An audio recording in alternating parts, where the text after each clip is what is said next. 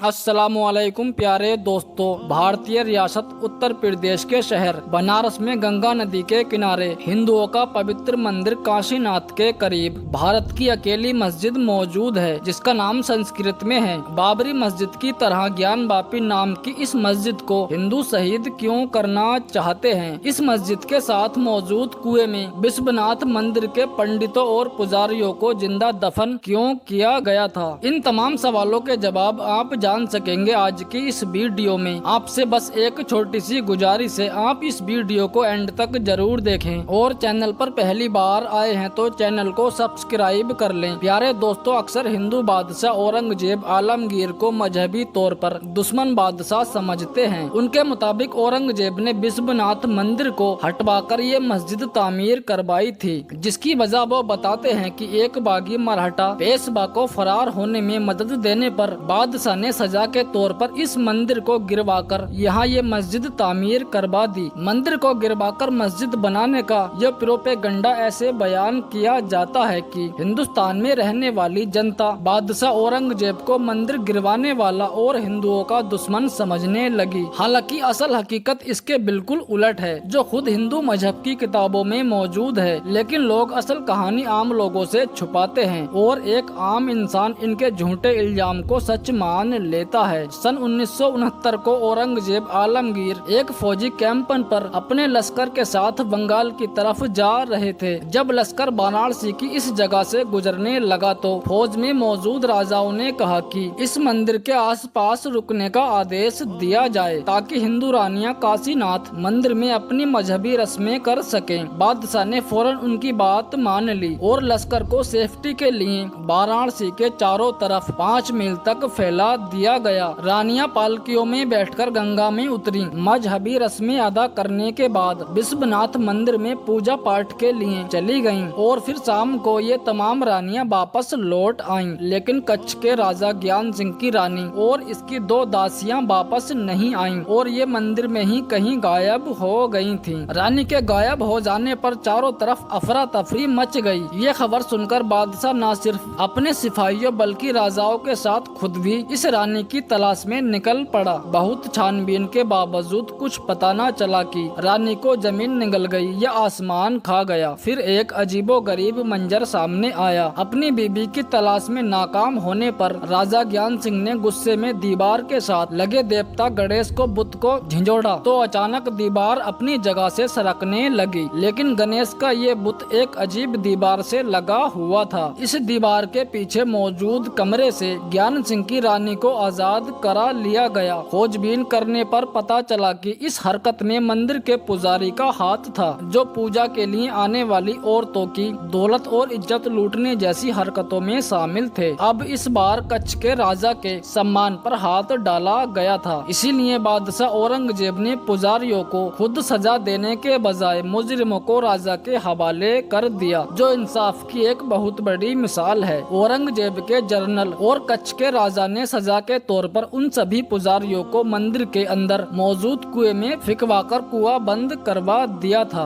दोस्तों, कुएं को बंद करवाने के बाद राजा ज्ञान सिंह को ये ख्याल आया कि इन पुजारियों की वजह से ये तमाम मंदिर अब पवित्र हो चुका है। इसीलिए राजा ने इस मंदिर को गिरवाकर दोबारा तामीर करवाया। साथ ही इसने औरंगजेब को खुश करने के लिए एक मस्जिद की तामीर भी करवाई, जिसका नाम संस्कृत में ज्ञानवापी रखा गया है, यानी इल्म का कुआं। हिंदू मजहब के लोगों की नजर में 3000 मस्जिदें ऐसी हैं जिनको वो किसी न किसी तरह अपने कब्जे में करना चाहते हैं, लेकिन इनमें 3 मस्जिदें खास हैं। अयोध्या की बाबरी मस्जिद, बनारस की ज्ञानवापी मस्जिद और मथुरा की जामा मस्जिद ईदगाह। बाबरी मस्जिद की शहादत के बाद इंडिया में लॉ ऑफ लिमिटेशन पास किया गया, जिसके अनुसार 15 अगस्त 1947 के बाद जो इबादतगाह जिस रूप और जिस जगह पर मौजूद है वो इबादतगाह वहीं पर मौजूद रहेगी। याद रहे दोस्तों, ये लॉ ऑफ दुनिया के हर आजाद देश में लागू है, लेकिन कुछ हिंदुओं का ये कहना है कि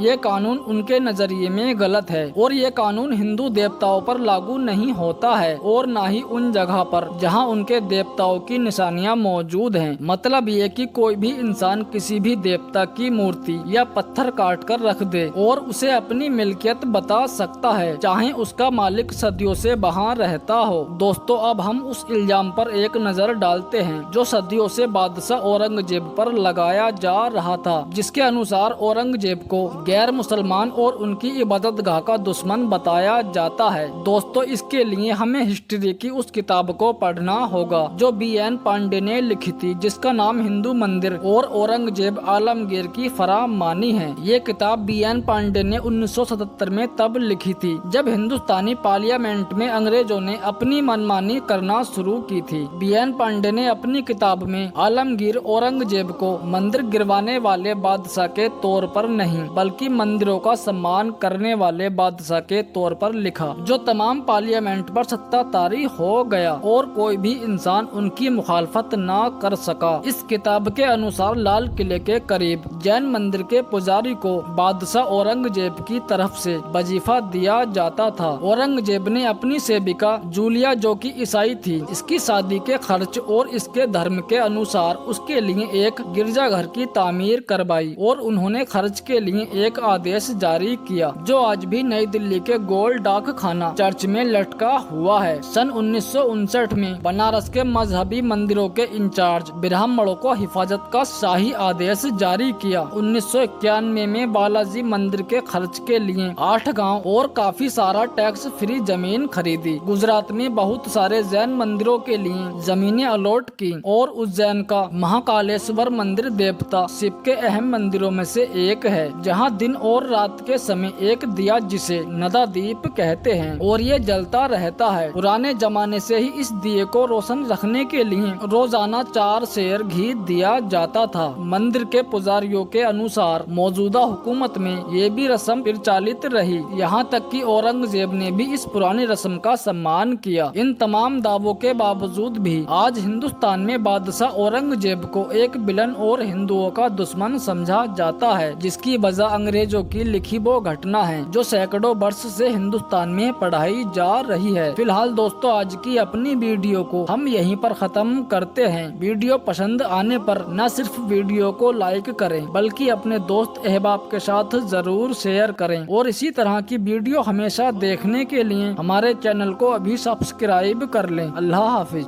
अस्सलामुअलैकुम प्यारे दोस्तों, बनी इसराइल में एक शख्स था जिसकी बीबी निहायत खूबसूरत थी। अपनी बीबी पर वो बनी इसराइली बेहद आशिक था। चुनाचे जब इसकी बीबी का इंतकाल हुआ तो उस इसराइली को बड़ा सदमा पहुंचा और एक मुद्दत तक वो उस औरत की कब्र पर बैठा हुआ रोता रहा। एक दिन हजरत ईसा अलैहिस्सलाम का उधर से गुजर हुआ तो उन्होंने उस बनी इसराइली को परेशान देखकर उसका सबब मालूम किया। जब बनी इसराइली ने अपना वाकया बयान किया तो हजरत ईसा अलैहिस्सलाम ने दरियाफ्त फरमाया, क्या तू ये चाहता है कि मैं तेरे लिए इसको जिंदा कर दूं? उसने अर्ज किया, जी हुजूर, मैं तो यही चाहता हूँ। चुनाचे हजरत ईसा अलैहिस्सलाम ने उस कब्र के मुर्दे को आवाज दी तो कब्र से एक हबसी गुलाम, जिसकी नाक के नथुनों और जिसके दूसरे हिस्सों से आग की लपटें उठ रही थी, हजरत ईसा अलैहिस्सलाम को देखते ही गुलाम ने कलमा पढ़ा, ला इलाहा ईशा रूल अल्लाह। उस बनी इसराइली ने ये देखकर अर्ज किया, हुजूर मुझसे गलती हो गई, मेरी बीबी की कब्र तो दूसरी है। ये सुनकर हजरत ईसा अलैहिस्सलाम ने हबसी को हुक्म दिया कि तुम अपनी कब्र में वापस चले जाओ। चुनाचे वो गुलाम मुर्दा होकर फिर से गिर गया और उसकी कब्र को मिट्टी से छुपा दिया गया। फिर हजरत ईसा अलैहिस्सलाम ने दूसरी कब्र की तरफ तवज्जो फरमाई और हुक्म दिया कि ऐ साहिबे कब्र अल्लाह के हुक्म से जिंदा हो जा। चुनाचे उस कब्र से ये खूबसूरत औरत उठी और सर से मिट्टी झाड़ती हुई कब्र से बाहर आ गई, जिसको देखकर इसराइली बोला, या रूल अल्लाह, मेरी बीबी यही है। और हजरत ईसा अलैहिस्सलाम के हुक्म से वो इसराइली अपनी बीबी को लेकर वापस होने लगा, मगर वो आदमी बहुत वक्त से जागा हुआ था, इसीलिए उस पर नींद का गलबा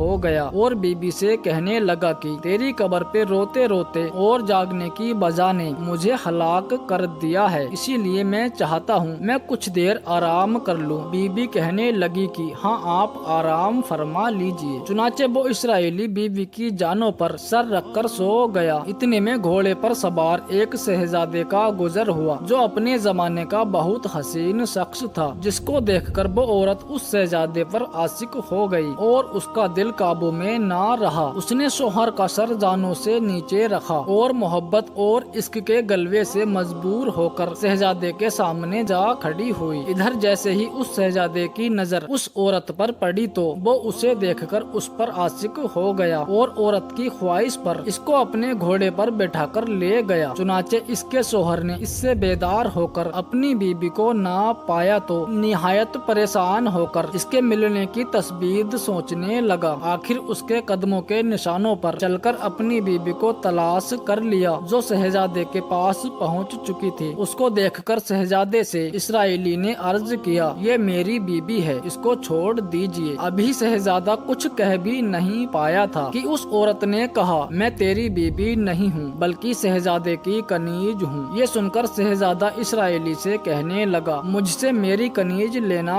चाहता है। इसने कहा, अल्लाह की कसम, ये मेरी बीबी है, जिसको मेरे सरदार हजरत ईसा अलैहिस्सलाम ने मरने के बाद मेरे लिए जिंदा किया है। अभी ये सब गुफ्तगू हो ही रही थी कि हजरत ईसा अलैहिस्सलाम भी वहाँ तशरीफ ले आए, जिनको देखकर इस्राएली कहने लगा, या रूल अल्लाह, क्या ये मेरी वो बीबी नहीं है जिसको आपने मेरे लिए जिंदा किया है? हजरत ईसा अलैहिस्सलाम ने फरमाया कि हाँ, ये वही है। ये सुनकर औरत कहने लगी, या रूल अल्लाह, ये शख्स झूठा है, मैं तो इस शहजादे की कनीज हूँ। हजरत ईसा अलैहिस्सलाम ने फरमाया, क्या तू वो औरत नहीं है जिसको मैंने अल्लाह पाक के हुक्म से जिंदा किया है? औरत ने कहा, अल्लाह की कसम, मैं वो औरत नहीं हूँ। इसके बाद हजरत ईसा अलैहिस्सलाम ने फरमाया, जो जान खुदा के हुक्म से मैंने तुझे दी है उसको वापस कर दे। ये सुनकर वो औरत फिर से मुर्दा होकर जमीन पर गिर गई और हजरत ईसा अलैहिस्सलाम फरमाने लगे कि जो शख्स ऐसे आदमी को देखना चाहे जो काफिर यानी इनकार करने वाला होकर मरा था और जिंदा होकर ईमान लाया, तो वो इस हफ्सी गुलाम को देख ले जो फिर ईमान की हालत में मरा है। और जो कोई ऐसे शख्स को देखना चाहे